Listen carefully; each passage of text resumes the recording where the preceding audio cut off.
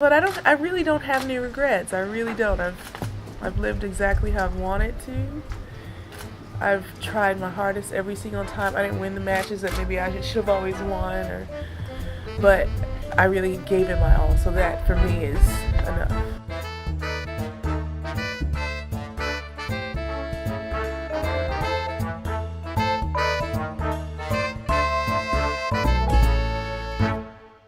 Hi everybody, welcome back to the Body Serve. I'm James.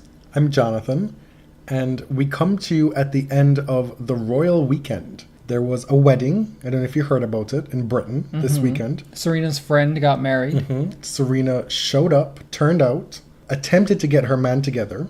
He was still in an ill-fitting suit. It's not his fault that Tom Ford tailored him. Tom Ford, who always wears his suits too small. And the button on the jacket is too high when you have like a little bit of a gut. I don't know if you have a lot of leeway in the whole like British aristocracy style thing. They have to wear tails and the butt of the pants is really high and whatever. And it's then there's a weird look. The pinstripe pants, strange choices. Serena looked bomb, like drop dead gorgeous. Better than every last person there. Wearing 5-foot braids. The Olympic flame on her head. It was amazing. And then she turns around and is on Philippe Chatrier less than 24 hours later.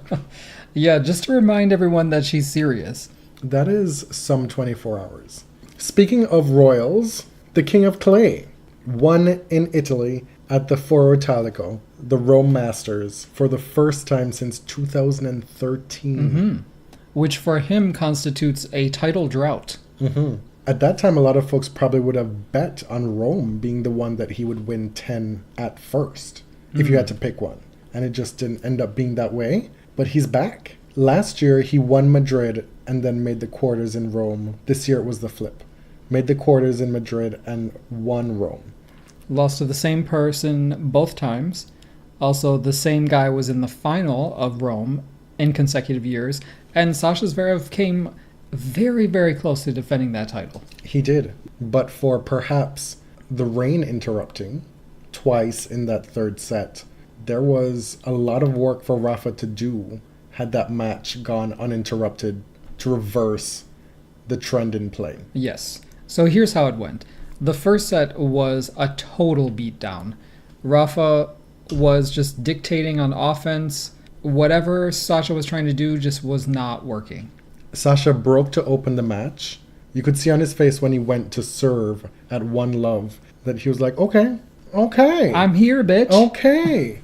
And then 6 games later, it's a 1-6 loss in the first set. And it looks like it's going to be a steamroll. And then Sascha comes out in the second set, a combination of Rafa's timidity rearing its head, which it does on occasion. It was very strange. It was not something you see very often, especially on clay. Especially given how one-sided the first set was. Yeah, I mean, Rafa broke Sasha's serve 3 times in a row after losing his own serve in the first game. I hate to say it, don't crucify me, but it felt like a Venus second set. It really did. It was like, what the hell is going on? You should hate to say it, because that template hasn't been the case for a while now. Okay? All right. Right now, if she's going to lose, she's just going to lose. She did win a match this week, but she lost to Kontaveit, who was... Again. Right. Her vanquisher in Madrid. And a lot of people are losing to Kontaveit lately. Yeah. Another dark horse for Roland Garros, probably. But back to the men. Back to the men's final. You're very tangential these days. Oh, okay. But it's not just that. It was almost as if Rafa gave him an opening, and then that really got Zverev going, and he ran with it. Because it wasn't that Rafa was playing poorly the entire time, necessarily. It was that kind of buoyed Zverev to play that much better. And his game was full throttle into the third set. And we know his game has been lethal in the past 4 or 5 tournaments. The serve is dominating, while less dominant this week. It was still a serious weapon. He was broken a handful of times, like around 10 times on the way to the final, and then broken 3 times in the first set. But then things started clicking. His forehand is much improved. It's really the backhand that did the majority of the damage, though. Oh, yeah. He can hit it either way with so much power and accuracy when he's on. And being able to hit the ball that flat from that high, it's and with that much power, it's a bit of a troubling scenario for Rafa. Yeah, and it's an advantage for him facing Nadal on clay because the balls kick up so high that a lot of players are not able to handle it like Sascha is. And being a giraffe, Right. it's right in his wheelhouse. But I mentioned the forehand because it's not seen as his weapon, but it is much improved, and he seems less fearful of going for it on that side. Now, the volley is an absolute disaster, like a total mess. And I feel like that's the most relatable thing about Sascha because he looks like a lot of us out there trying to volley, knowing that he should get to the net, but not knowing what the hell to do when he gets there. Speak for yourself. That's the best part of my game. Right. You're good at it. Most recreational players are not. You just have the feel for it or you don't. No, I mean, I think it can be taught. Rafa's I'm being volleying facetious here. Rafa's volleying was crisp, accurate. It's a beautiful thing to watch when he comes to net. Sascha did win a lot of points at the net with overheads. Mm-hmm. So, when the ball is up high and he can hit an overhead, has a very good chance of winning the point. With respect to his volleying, we saw, especially in that second set, just how complete or near complete his game is. Who? Zverev. Oh, I would not put the word complete even close to him. Have I finished my thought process? Go on. I said we came close to seeing how complete his game is, or how complete it could be, because he still has these glaring holes. You said his volleying, his net game is a complete mess. I think I termed it on Twitter as, what did I say? Like one of the best comedy shows. Mm-hmm. It's crazy. Like you sit there just howling at how bad some of these shots are. And it's crazy. And to his credit, he is not shy about coming into net despite that.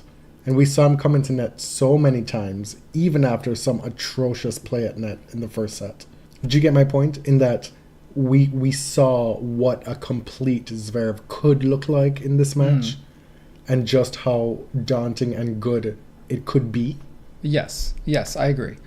I was really surprised with the way the match went. It was a bizarre match. I wouldn't say it was a really good match. No. But I was feeling very apocalyptic in the second, moving into the third set, feeling like, well, at least it's not at Roland Garros, because Rafa looked well on his way to losing. He didn't have that many answers. He was making a lot of errors of both sides, and it was just strange. At some point in the second set, there were a lot of what the fuck is going on from your end. Mm-hmm. Then you got up to do some dishes, and then you got up and took the dog out for a walk. Yeah. There were 2 rain delays, I think. So yes. The longer rain delay. After the first one, Rafa came back serving 1-3 and held for 2-3, and then they immediately went off again for the much longer break.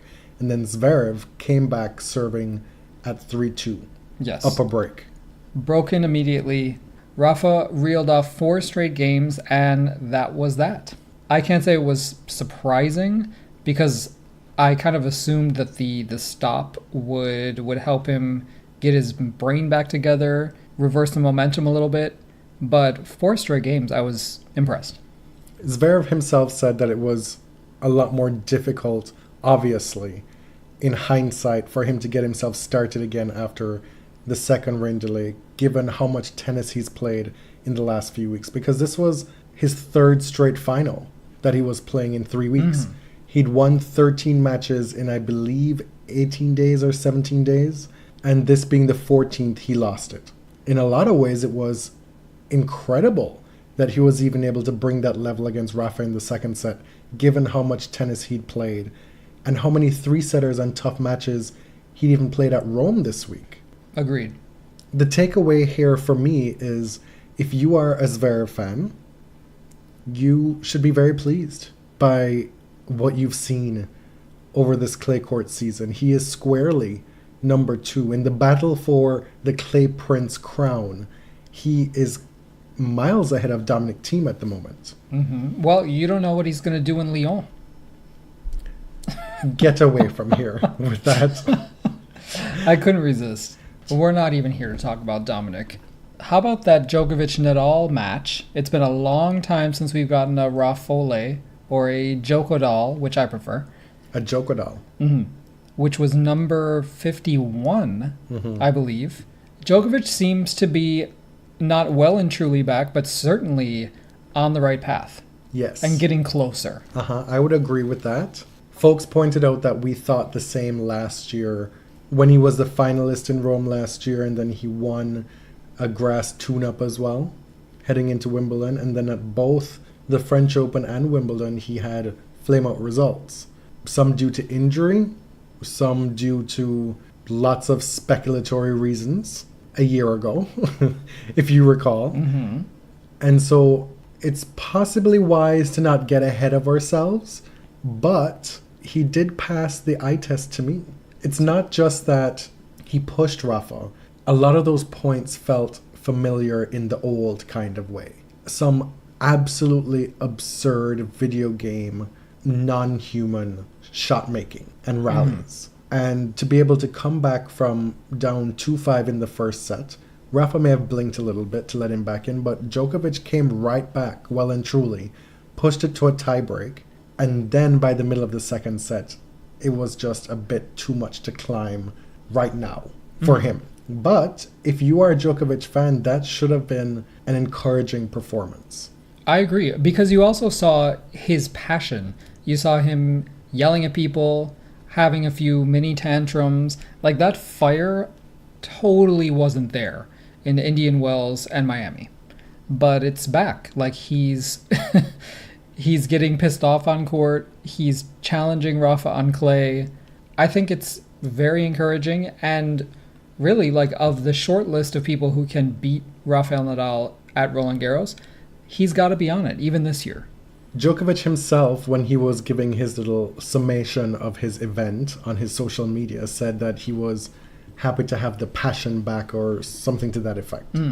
It's not just that he pushed Rafa in that match in the semifinal, it's how he got there as well. He had a slew of impressive wins. He beat Dolgopolov 6-1, 6-3, Basilashvili 6-4, 6-2, Ramos Vignola 6-1, 7-5 before a 3-set come-from-behind win against Nishikori in the quarterfinals.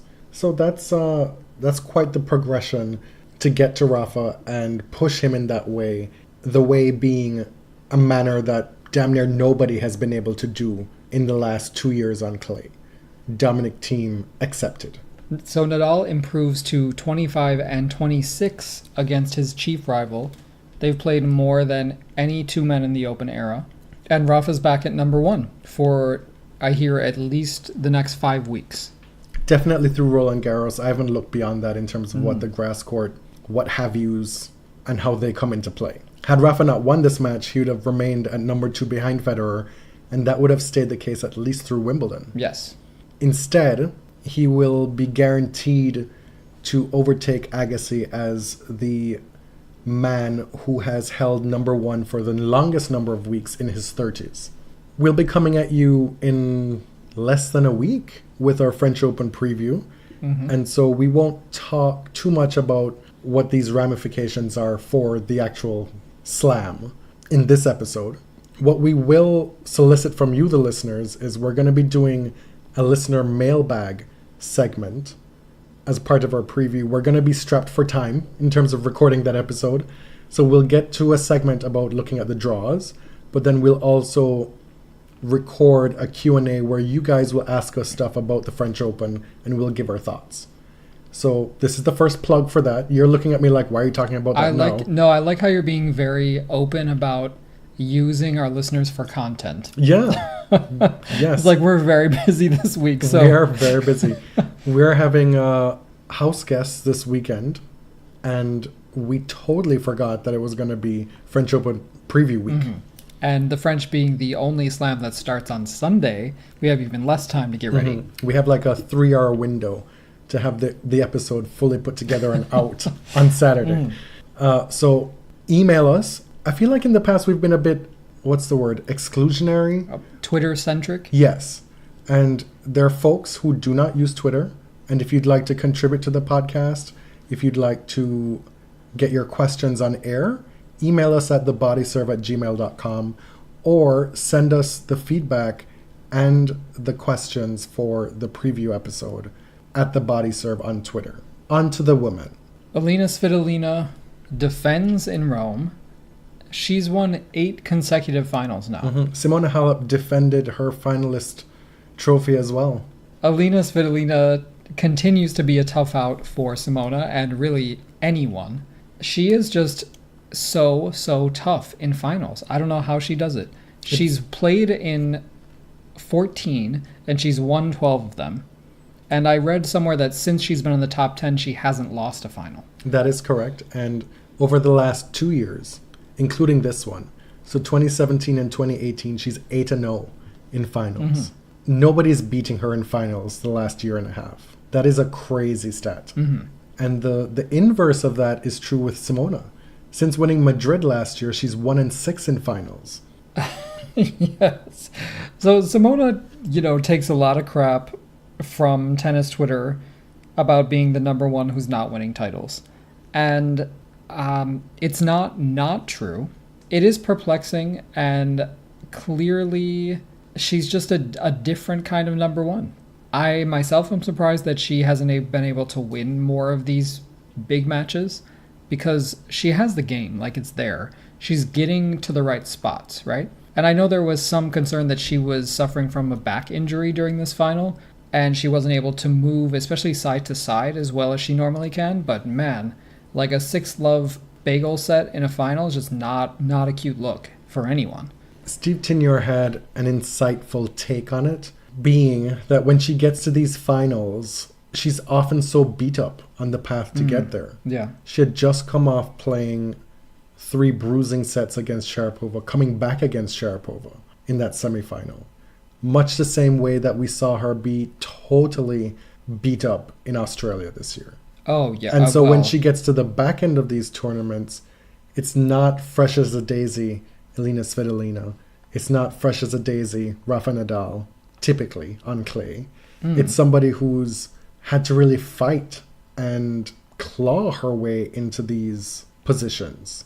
And when you're up against somebody like Svitolina, who's clearly not awed by these situations, who is fresher, who has more experience winning these big tournaments, it's a tough ask. Now you get wrapped up in the whole business of, well, if she's number one, she should be able to do it. Right. And I'm not even going to, I'm not interested in diagnosing Simona or saying that she needs a sports psychologist or anything. I really don't care about that. It's none of our business. I just wish, for her sake, that she would put it together for one of these big titles. You mentioned that Svitolina has more experience in these big matches, but as far as Grand Slams, I wonder what is holding her back there. She's still so young. She definitely is. But she is so mentally tough, like Sascha Zverev, and I hate to make the comparison again, but it's true. At these Masters events, which the WTA calls Premier 5 or Premier Mandatory, I don't get what's not translating. Simona Halep beat her last year in the quarterfinals at Roland Garros, which has been Svitolina's best major so far. I think it has to be a matter of time, right? Well, that's my point. They're young. It's kind of a nonsensical critique of Zverev at this point, because he's still only, 21? That's absurd to be saying about this dude, well, you can't make even the 4th round of a Grand Slam. Well, he's had maybe 12 opportunities by the age of 21. Cut the dude a break. And I kind of take that approach with Svitolina as well. People forget how young she is. In my opinion. IMHO. Did you know that some people think that means in my honest opinion? I think those When would you people ever say are that? Honestly, it's my humble opinion. Mistaken, yes. Yeah. Okay. So that semifinal match between Simona and Maria, that was something. I wouldn't say it was a very good match. Actually, it was technically a very bad match, but it sure was entertaining. It was by what standards? By what metrics? Well, by serving stats? The serving was horrible all around. The ground game, was that horrible too? Mostly yes, but it sure was watchable. Maria had a very gutsy win against the current Roland Garros champion, Jelena Ostapenko, in the previous round. Lasted a long time. As did all her matches. Right. Pretty much in Rome. Because at this stage in her career, Maria is very good at winning ugly and grinding out 3-set matches. And that's all well and good, and it's cute, but it does catch up to you. I also think she came back to a tour that has a lot more women able to press her earlier in tournaments. I firmly believe that this is a deeper WTA field than even a few years ago. You think so? I do. Obviously, having the depressed ranking hurt her in being able to go deep in tournaments for the first year. She's back almost in the top 30 now, so that will help her. She'll be seeded at the French Open. But a good part of it is the woman ranked 1 to 50. Any given week, somebody can put their hand up.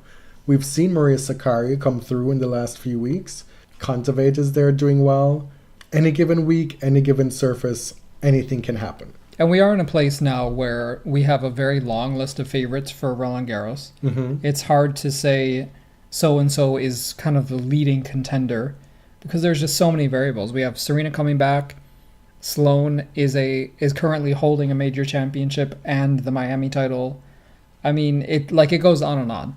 How is Sloane the second name that comes out of your mouth? I get that Serena she's your boo, your I'm queen. not saying she's another favorite. I understand that, but she's one of many women who can win this title. I understand that, but we just come off a couple episodes where we talk about we've had the same woman winning over and over again on clay. And Sloane ain't been nowhere near that list at all. Right, but when she gets on a roll, like, crazy things happen. But to my point earlier about Sharapova and the obstacles that she's been facing, you have the Sakkaris and the Kontaveits or whatever earlier in the draws, right? And you get through those folks. And then what we've been seeing consistently, the final 8, you're having 5 or 6 top 8 seeds in those quarterfinals. So not only do you have the depth in the 20 to 30 range that will show up in the earlier rounds to give you trouble as a Sharapova, you're then not having the top seeds fall away either. So it's a tough road from start to finish. And then you have a Garcia or an Ostapenko or a Svitolina, like, who wants to kill you? You are one of the greats of your era. People are going to be gunning for you every single time you go out there because you can make your name on beating someone like Maria Sharapova. Bless Elena Ostapenko, Alyona. She said that Sharapova was actually the one to play with nothing to lose because she's the French Open champion. Yes. The media training has largely worked with her because she was being kind of ironic when she said that. If you read it, like, without any context, you're like, oh my God, this girl again. But she's actually cute and funny these days. She's getting better. She's much improved. Let's talk about Maria's serve stats, though. This is what needs to change if she wants to have success. And I say that now. She'll probably win the French Open. But oh my God, you are so predictable. You're so predictable. The doomsday bullshit on your end that we went through last year with Maria heading into the French Open. I don't know if you recall, James actually thought Sharapova was going to win the French Open last year. Oh, I sure did.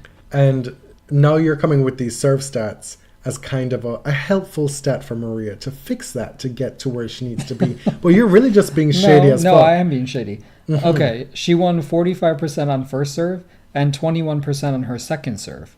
But she still got 2-6-4 in the third set on a very tired set of legs against the number one player. And I'm saying, like, that is terrible, but it's also very impressive at the same time. You'll never get a 100% compliment out of me with regard to Masha. We were very good on the last episode. We did a full 90 seconds of being pretty good. We were. I have to say, Simona's performance in the last 2 games of that match were very no-nonsense, like ice in her veins. Okay, you know what? This match is over. I'm done with it. And she did a great job to finish it. Sharapova against Ostapenko trying to close her out. She was serving for that match in the third set. And she played one of the absolute worst service games I've ever seen in my life. It was jaw-droppingly bad. And eventually, she broke Ostapenko and won. Imagine if Ostapenko had a serve. We've said this before. What could she do? Allegedly, tweaks have been made. I believe she's with David Taylor now.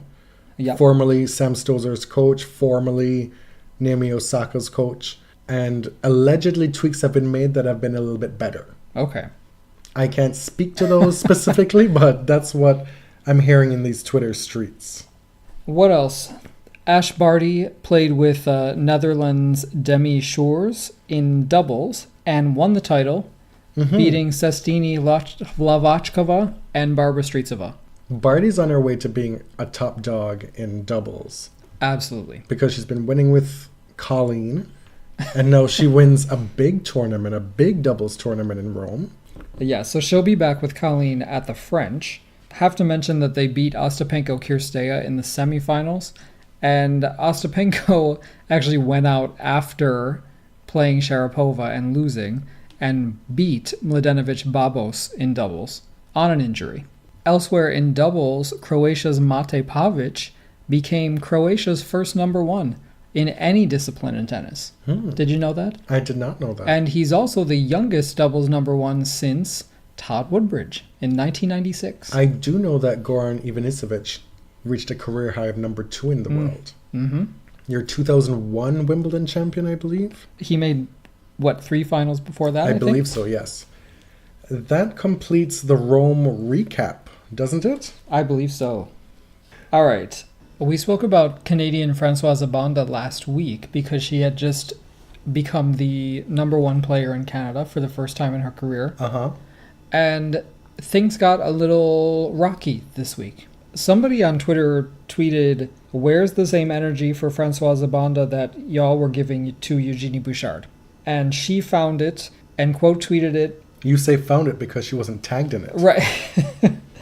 And she said, "I will never get the same treatment because I am black. It's the truth." Firstly, it is so rare to see an athlete or a public figure speak so bluntly. There was no equivocating whatsoever. She said, "I will not get the same attention because I'm black. Period." Not just That's attention, but treatment. That covers a lot of people, a lot of avenues. Be it fans, Tennis Canada, promotion. And when I read that, I was like, girl, speak your truth. I don't need to sit here and try and dissect that and say, well, actually, Jeannie Bouchard did this. What have you done? I read it and I was like, well, damn, if that's how you feel, that's how you feel. And there's probably a whole lot of truth to that. Predictably, there were a lot of people replying to her saying, "Oh, but have you been to a Wimbledon final? Were you number 5 in the world? Wanting to make this kind of a catfight between the two, when that's clearly not what it was supposed to be. And she followed it up with a tweet in French, so I have to rely on like the Twitter translator. But she said, "I've expressed a feeling based on experience. I'm not comparing myself to anyone, and I respect all athletes. I'm just asking for equal opportunity." She did elaborate in an interview that she gave to a Canadian outlet this week. She mentioned, a Canada Day. It was Canada Day, right? The video. Yes. But she also talked about a lot of things growing up in Quebec, growing up through the Canadian Tennis Federation that she claims she felt discriminated against many times, mistreated. And the thing is, who cares if she has never been to a Wimbledon final? If these are based on her own lived experience, you just need to sit back and listen for a minute. Is it any surprise that there was such little media coverage in Canada about the fact that she was the number 1 Canadian woman? Because Jeannie Bouchard could have back-ended into being Canadian number 1 as the number 175th ranked player, and we would have heard about it. Oh, yeah. I think what's galling about it is that it's very obvious to anyone watching that Eugenie Bouchard receives disproportionate coverage compared to her ranking on her achievements. We know this. We know for a fact that beautiful, blonde, white women make more money and garner more attention in sports than black girls. Everybody knows that. Women who are perceived to be beautiful.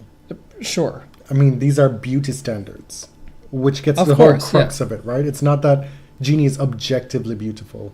It's that she is believed to be beautiful and taken to be beautiful and aspirational, that her beauty is aspirational in ways that Francoise is not.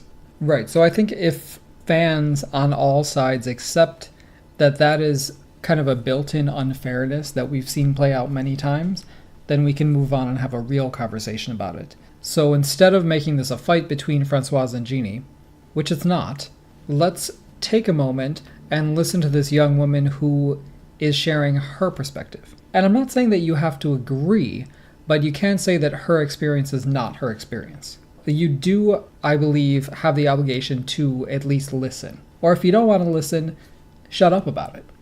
She became Canadian #1 the same week that Denis Shapovalov overtook Milos Raonic to become Canadian #1. And he was all we could hear about. Right. Granted, he had just cracked the top 30. His trajectory is not nearly, or I should say her trajectory isn't in the same stratosphere as Denis's, right? And the narrative and the excitement surrounding him is totally different. But still, you have a noteworthy thing happening for one of your really young guns in Tennis Canada and in Canadian tennis.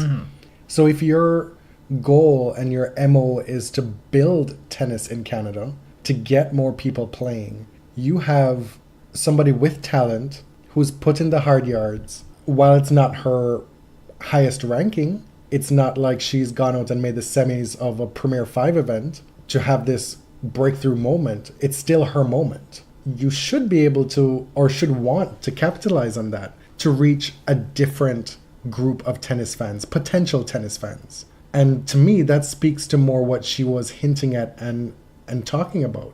Because in her development, the attention monetarily to her and the spotlight just has not been the same. That's the equality that she's talking about. And listen, this is a player with a lot of swag. We had her on the show. She was incredible to talk to. Very earnest, forthcoming, willing to engage and talk about her own experiences. This is somebody who is infinitely marketable. I think where we should leave it is that her career is just starting. We don't know if she's going to achieve what Jeannie does, if she's going to achieve more or less. Like, at this point, no idea. But I think we need to emphasize the need to listen to what she's saying and recognize how unusual it is for a professional athlete to be so straightforward about things like this. Instead of seeing it as complaining, she is actually being brave and bringing up it all because it can alienate sponsors and the people in the federation who are backing her. It's uncomfortable for people, right? Because at the crux of it, she's blatantly identifying race as a contributing factor. Yes. And there is nothing that makes factor. There's nothing that makes white people more uncomfortable. So kudos to her. 36-year-old Tommy Robredo wins his first title in 5 years. I believe Umag was his last title 5 years ago. This one, it's a challenger in Lisboa, and he's currently ranked 227. He's over 35 years old. It's tough to imagine him getting back into the top 30. But this is somebody who's been playing challengers week to week for the last 6 months without great success. And he's had a breakthrough moment this week. And you could see in his response after winning that, did this ever mean something to him? Like, he was in tears. Clearly, this means so much to him to get back to winning. 5 years ago, he was beating Roger Federer at the US Open. And he was old then. He was 31 at the time. So doesn't that tell you how much we've changed our perception of what's old in tennis? That he was decrepit 5 years ago, and now Rafa is about to turn 32, and nobody's even really thinking about his retirement anymore. Right. So Tommy Robredo is going to jump up to 168 in the rankings tomorrow, and he will be playing in the Roland Garros qualifying first round. So we may see him yet in the main draw. We could have done an entire episode, likely, on our See What Had Happened Was. Instead, it'll be one of the closing segments of this show, and it involves Karolina Pliskova's complete and utter meltdown in her first round match at Rome against Maria Sakkari. I was at work. I wasn't able to watch the match. I'm like, what the hell is going on? Why are people talking about Pliskova?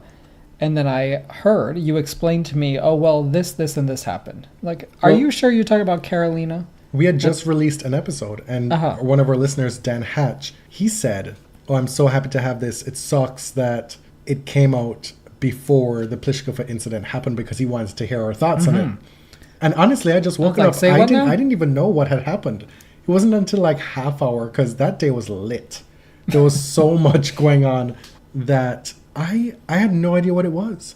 And when I found out what it was, I was flabbergasted. Gagged. It was crazy. This is a Crazy woman. because it's so uncharacteristic. Yeah, this is a woman who is mocked endlessly for being Pliskova. That's her really unkind nickname. And we saw all her emotion in that match. First, let's just set the scene. Let's explain what happened. 5-all in the third set of a hard-fought match between Karolina and Maria Sakkari. I believe it was deuce. So this point going against Pliskova then created break point for Sakkari to then close it out. Karolina hits a ball cross-court, called out. The replay shows us on TV, at least, that it was clearly in. She had the open court and she played the ball too close for comfort. It did not need to be that close to the line, but it looked to be in to the naked eye. And then... Well, the umpire couldn't identify the mark, and Sakkari wasn't sure where the mark was, so the umpire was just like, well, it was called out, and I'm not going to overrule it, because I don't know. And the lines person couldn't point to the mark that they called out. I mean... The lines person called it out, and they couldn't find the mark. Nobody on court could find the mark. So Karolina goes mental, obviously. She does a Jared Donaldson, is like, supervisor, I'm not playing one more point without the supervisor on this court.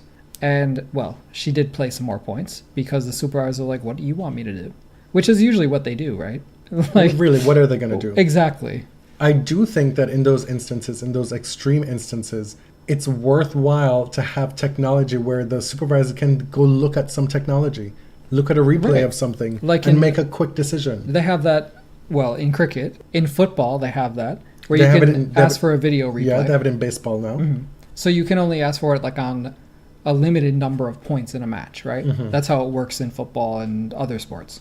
I haven't thought through what those circumstances would be and what the limiting factors would be in being able to use it. But it would be, it would seem that this would absolutely be one of those instances.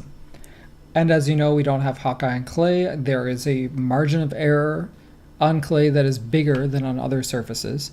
I'm not getting into that discussion. I'm not pushing for that technology on clay. But it was a bad call. Like, simply it was a bad call. And they happen. But it happened at a crucial time in the match. And it went against Karolina Pliskova. At a minimum, it seems to me that the point should have been replayed. Because if neither the chair nor the lines person can point to a mark outside the line, a clear mark that's not touching the sideline, then the assumption should be that the ball was in, or at the very least on the line, and that's why you can't see it. Right. You want to have technology in place so that the howlers don't become part of the game. The what? The absolutely horrible decisions. Oh. The screamers, the howlers. Oh, like the outliers? That's what we call it in cricket. Oh, okay. And so that's what the DRS, the decision review system, is in cricket. When you're a batsman and you feel like you've been given out LBW incorrectly, that you know that you've hit the ball, the umpire assumes that you didn't hit the ball, it just hit the pad and would have gone and hit the stumps, but you know you got an inside edge on that ball. You call for the DRS right then and there, and they have the technology to prove it one way or the other. There have been many times in cricket where umpires, they're human, they make just shocking decisions. And you're able to correct it right there and then. And it's not the end of the world. Now, I don't think it was incumbent on Sakkari to concede the point either. No, not I don't at think all. that's her responsibility. She was on the other side of the court. Right. Other side of the baseline. She couldn't see it per se. She could suspect, but it's not her job to then say, well, you know, at 5-all deuce in the third set, you know, Karolina, you're number 4 in the world. Sure, just take it. No problem. So, Karolina goes on to lose that game, the next game, and the match. She shakes Sakkari's hand. They walk over to the umpire. She does kind of like a fake, like she's going to shake the umpire's hand. And what does she do instead? She makes like a lumberjack, takes her axe out, and chops down the chair umpire's chair. I mean, she just goes to town on the umpire's chair with her racket. 3 big whacks to the side of it, taking out a huge chunk of the chair umpire's chair. While she was in it. Yeah. And this is potentially dangerous. If the structure of the chair had been compromised, the chair umpire could have tumbled. Theoretically, yes. Theoretically. I mean, that would have taken some doing. Okay. Let's get into the deconstructing of this. Sure. Initially, the thing is a little bit amusing, only because it's something that I've never seen before, because it's so uncharacteristic of Karolina Pliskova that you laugh because you're so shocked. Like, you can't believe it's happening. And it's truly bizarre. I didn't find it funny at all, I have to say. It wasn't amusing to me. It was totally shocked. I was like, that was my response. Which is a totally appropriate response. And then I got to thinking about it. And my God, it was, not only is it out of character, I could not help but think. And we see this thrown around all the time. Well, if Serena had done this, if Nick Kyrgios had done this. And with all these comparisons, they often are found wanting in some regard. But this one, I absolutely accept it. Because if Serena Williams had gone up to that chair umpire and just started whacking away at the chair, we would never hear the end of it. One of the things at play is that this is absolutely an outlier for Pliskova, in that it's so vastly out of her range of what we've seen. And so folks want to give it a pass or not think of it as that big of a deal, or to find the humor in it. But I'm just not at that place. And what's different between this and if, say, Nick Kyrgios had done it, yes, it would have been taken differently, but also Nick has a long history of, unseemly things that have happened on a tennis court. But tennis likes to further criminalize those people. They do. Who've had run-ins before. So I don't think that the Pliskova incident should be viewed differently because of who she is or because it's her, first offense, per se. And when I say I was amused, that doesn't mean I don't think it should be dealt with. I believe very strongly that the fine, which according to her camp was 4 figures, is not enough. To me, a suspension is in order because it's outrageous, absolutely outrageous behavior. Like, it's crazy. And I realize that doesn't mean skipping any Grand Slam because the ITF is a completely different entity. But the WTA has within its power to act strongly, or at least the appearance of acting strongly. Well, they do not publicize the fines that they mete out. These things are handled with zero transparency. So the only reason we know about this is because of Pliskova's camp. Oh, and the other thing we forgot to mention, her coach, or boyfriend, who was it? The coach. The coach gave the middle finger to the camera after the match. So just totally classy behavior all around. And her twin sister, Christina, also tweeted about how terrible the umpire is. See, I don't follow Christina. I mean, I really don't. Really, get your house in order. It was just very low-class behavior by everyone in the Pliskova camp. And I don't excuse that from Christina. Just shut up about it. And like you said, I hate to go back to this every time, but she's being handled with kid gloves. This happened in the moment. Christina tweeted about it right away. Right. Emotions are high, and that was what she did. Would you have done any differently? You might have done more. Let's be real. Let's be real about it. What? But this is not me we're talking about. I'm not a professional athlete. I understand that, but part of us having this platform to talk about this stuff is to be able to kind of, sort of, as much as we can, put ourselves in the player's shoes in a relatable way. To kind of see how we would react in those situations. That's part of how we're able to talk about tennis, right? Yeah. That's part of what we bring to the table. And I just can't fault Christina. Going after the umpire and saying, well, she should be banned from officiating us ever in the future, both of us, not just Karolina, but me as well. That's a bit much. Like what? But to say that she shouldn't be out here saying, well, that was just absolutely fucking dreadful. I give her that. I think taken together, with the middle finger and the tweets and the chopping down the of the chair. lumberjacking. It was just too much from the whole family. Yeah, because the net effect is that they're all saying that we're without fault here. Right. When what's at play here is there are two separate things, two separate parallel things. The umpire handled it poorly, Karolina handled it poorly, and one doesn't negate the other. Right. See, this is the narrative that I want to cut through here. Because a lot of people are saying, oh, well, the umpire deserves to be punished proportionately to Karolina. If Karolina gets suspended, the umpire should be suspended. Da-da-da. Listen, I like to think of tennis as a workplace. What the umpire did was a performance issue, right? It was a mistake. It was something that maybe could be handled with more training. You don't fine an employee. You just don't. Like, you don't dock their pay. It's ridiculous. Think of your workplace. If you drop a dish, do you have to pay for the dish? No, that's against the law. Well, some people do. In Canada, it's against the law. It should be everywhere. But if you make a mistake at work, there are avenues to address those mistakes. What the umpire did was not malicious. It may have been bad, a bad performance, but it wasn't malice. What Karolina did was aggressive, malicious. Violent. It was violent. And violent. So, like, you have two different things. You have performance versus behavior. And so, if you feel that your employee, the umpire, has made a mistake, you deal with it on a training basis. Maybe you say she can't umpire the next match or something like that. A suspension, a written warning. I don't know. But to say that that totally justifies what Karolina did is dumb. Like, take it to your own workplace. Do you go in and smash your boss's computer when he's done something stupid? It's outrageous to me. She's also getting a free pass.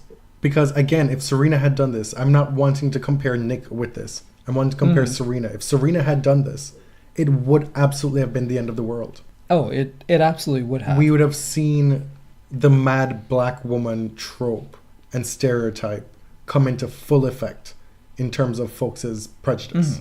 And it would have allowed people to confirm their beliefs about who Serena really is there's deep down. No humor to be found in that. We can find the humor in Karolina doing this. And then folks will say, well, Serena at the US Open, she threatened to kill the umpire. Like, what did she... Well, she threatened to shove the ball down her throat. Did she take her racket to the linesperson? Did she smash the chair of the linesperson while Sheena was sitting in it? No. She did not. No. Like, she this did not. unequivocally is so much worse, in my opinion. And we will never have it treated the same way. No, absolutely Different not. stages, more eyes on Serena at the US Open in that high-stakes environment, on home soil. A lot more fraught. She is Serena after all. Like, the stakes are intrinsically higher for her. But in terms of the act, if you're just judging the act on what happened, this is so much worse than what Serena did. And I just want folks to grapple with that for a little bit. Now, just so you understand that we've done our homework and we're covering our bases, this is in the WTA rulebook, section 16, Code of Conduct. It looks like Karolina will probably be punished under the abuse of racket or equipment rule, which covers violently, dangerously, or with anger, hitting, kicking, or throwing a racket or other equipment. And interestingly, for the purposes of this rule, abuse of rackets or equipment is defined as the net, court, umpire's chair, or other fixture. Do you think this has happened before? They had the foresight. That they mentioned the umpire's chair in the rule. I was struck by that as well. And the punishment is $2,500 for each violation, and the repair or replacement of destroyed or damaged property, which honestly gave me a little chuckle, because it was like a you break it, you buy it rule. So I don't know how much replacing the pieces of the chair that she busted off is going to cost, but that's part of the fine. And so, yes, it is strictly covered in the abuse of racket or equipment rule, but there is another rule for unsportsmanlike conduct, and I don't really understand why it doesn't also apply to that. Because it is... Do we know that it can't? I don't know. I was told, but I'm not sure. You were told in somebody's opinion. We don't know what the WTA will or won't do because they won't tell us. Right. there is no reason in my mind why somebody can't be punished under multiple sections of a handbook or law thing. Mm-hmm. The unsportsmanlike conduct rule says that players shall at all times conduct themselves in a sportsmanlike manner and give due regard to the authority of officials and the rights of opponents, spectators, and others. I suppose if the offense is egregious enough, it can raise to unsportsmanlike conduct, I would think, even if it encompasses other rules that are already in place. Yeah. Well, the whole thing just seems lax and needs to be revisited. Because if you're somebody making millions of dollars a year, $2,500 is just not going to be a deterrent. Because there's a difference between smashing your own racket and using your racket as a weapon to destroy other things. To have the same fine cover both offenses doesn't make sense to me. Spare a thought for Maria Sakkari. This is somebody who is on the come up, who had her moment taken from her because she had to stand there while Pliskova's tantrum was going on at 5-all at deuce. Being a young player, do you know what to do and how to react in that in that situation? I'd be totally like a fish out of water at that point. And then she's assuming Pliskova is going to shake the chair's hand and then has to back up.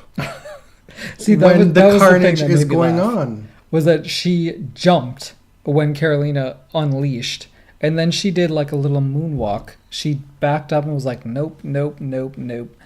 This is somebody who just seems so likable and whose profile has already been on the come up in recent weeks. And then to have this spotlight be on her for reasons totally aside from her own doing. But I'm totally on board for the first Greek Hopman Cup team. I hope this happens with her and Tsitsipas. All right, that's going to be it for us this time. We're going to be coming to you again this week with a French Open preview. So please send along your questions regarding the upcoming French Open to thebodyserve@gmail.com or thebodyserve on Twitter. And I'm James. I'm at ElliotJMR on Twitter. I'm Jonathan at tennis_John. Till next time. Thank you. Thank you very much.